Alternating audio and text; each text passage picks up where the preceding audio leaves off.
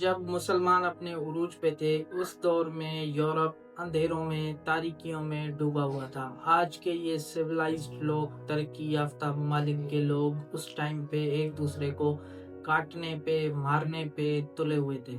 आज आपको देख के लग रहा होगा कि ये लोग मजहब से बेजार लोग हैं, ये मोस्टली अथीस्ट हैं, ये दीन को फॉलो नहीं करते। लेकिन उस टाइम पे इनका सब कुछ मजहब पे होता था।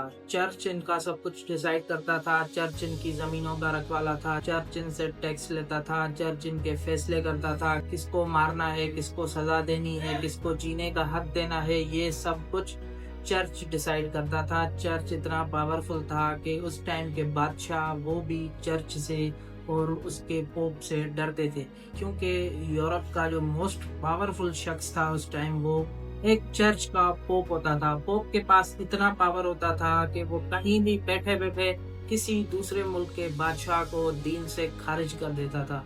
जैसे ही उसको खारिज कर देता था तो उसकी हुकूमत भी चली जाती थी, क्योंकि उसकी जो आवाम है वो उससे बगावत कर लेती थी। वो बोलती थी कि तुम दीन के नहीं रहे तो तुम हमारे हुक्मरान कैसे हो सकते हो।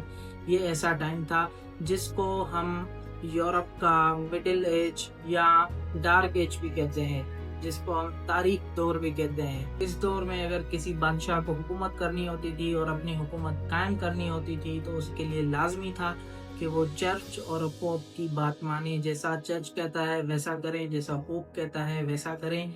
सवाल करने की इजाजत नहीं थी। खुदा क्या कहता है, बाइबल क्या कहता है, ये सारे जो ऑर्डर्स हैं, ये सारी जो इंस्ट्रक्शंस हैं, ये चर्च की तरफ से आती थी, ये पोप की तरफ से आती थी। आप इमेजिन कर सकते हैं कि लोगों को मारा जाता था, कत्ल कर दिया जाता था, सर कलम कर दिया जाता था, सिर्फ इस बिना पे कि वो चर्च की नाफरमानी करते थे, वो चर्च की बात नहीं मानते थे, चर्च के हुक्म अदूली करते थे। फिर इस तारीख दौर के बाद आता है एक ऐसा दौर जिसे हम रेनेसांस बोलते हैं या रीबर्थ ऑफ यूरोप बोलते हैं, या आसान लफ्जों में यूरोप का दोबारा जन्म बोलते हैं। क्योंकि ये टाइम एक ऐसा टाइम था जब लोगों ने सोचना शुरू किया, लोगों ने अपना दिमाग चलाना शुरू किया कि हम क्यों चर्च की बात माने, चर्च हमारे लिए सब कुछ क्यों है, हमें पोप की बात मानना क्यों लाजमी है, पोप हम पे इतने टैक्स क्यों लगा रहा है। ये लोगों ने सोचना शुरू किया और हल्की हल्की बगावत की जो चिंगारी है वो लोगों में भड़कनी शुरू हुई। और इसी टाइम के दौरान आर्टिस्ट ने बहुत बड़ा किरदार अदा किया। जैसे लियोनार्डो डी विंची जैसे आर्टिस्ट पैदा हो चुके थे। लियोनार्डो डी विंची वही आर्टिस्ट है जिसने द मोस्ट फेमस मोनालिसा की पेंटिंग बनाई है। उस जैसे आर्टिस्ट पैदा हो गए, वो पेंटिंग के जरिए, आर्ट के जरिए लोगों को उन्होंने उजागर करना शुरू किया। उसके बाद गलीलियो जैसे मुफक्किर स्कॉलर्स पैदा हो गए। गलीलियो वही बंदा है जिसने बोला था कि जमीन गोल है। सिर्फ इस बात पे उसको मार दिया गया, उसको कत्ल कर दिया गया। लेकिन तब तक बहुत देर हो चुकी थी, लोगों में बगावत आ चुकी थी, लोग सोचने पे मजबूर थे, लोग दीन से बेजार हो रहे थे, लोग चर्च से, पोप से बेजार हो रहे थे।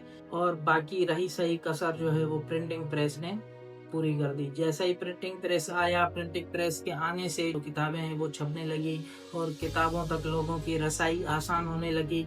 अब लोगों तक किताबें पहुंचने लगी, खासतौर पे बाइबल जब पहुंचने लगा तो वो खुद पढ़ने लगे कि खुदा क्या कहता है। तो उनको पता चल गया कि ये जो भी हमें चर्च बताता है, ये जो भी हमें पोप बताता है, ऐसा खुदा कुछ भी नहीं कहता। ये अपनी तरफ से, अपने फायदे के लिए, अपना लाइफस्टाइल मेंटेन करने के लिए, अपनी हुकूमत बरकरार रखने के लिए हमसे झूठ बोले जाते हैं। जो पोप है वो अपना दबदबा कायम रखने के लिए हमें एक्सप्लॉइट करता है। 17वीं सदी आते आते लोग यूरोप में दीन से इतने बेजार हो चुके थे, चर्च से इतने बेजार हो चुके थे कि उन्होंने अपनी अलग फौज बना ली, जिसको उन्होंने नाम दिया प्रोटेस्टेंट्स का, यानी एहतजाजी।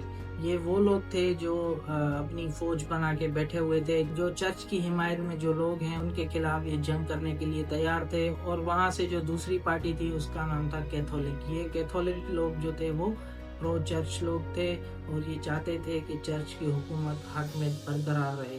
फिर आता है एक ऐसा टाइम जब इनके बीच में जंग शुरू होती है, और जंग भी इतनी बड़ी, इतनी शिद्दत वाली कि 30 साल तक जंग चलती रहती है। 30 साल तक लगातार जंग चलती रहती है, जिसे हम 30 इयर्स ऑफ वॉर कहते हैं। 1618 में ये जंग शुरू होती है, 1600 1948 में ट्रीटी ऑफ वेस्टफेलिया के बाद ये जंग खत्म होती है। अब ट्रीटी ऑफ वेस्टफेलिया में क्या हुआ, ये कहाँ पे हुई, उस ट्रीटी में या उससे पहले यूरोप के जो मुल्क हैं जैसे नेदरलैंड्स, फ्रांस, डेनमार्क, स्विट्जरलैंड, इनका क्या रोल था, वो सब कुछ मैं आपको बताऊंगा नेक्स्ट पार्ट में। अगर आप नेक्स्ट पार्ट मिस नहीं करना चाहते तो मुझे फॉलो कर लें और मेरे यूट्यूब चैनल को भी लाजमी सब्सक्राइब कर लें। और अगर आपको ये वीडियो अच्छी लगी हो तो इसे अपने दोस्तों यारों के साथ भी शेयर करें। Thank you.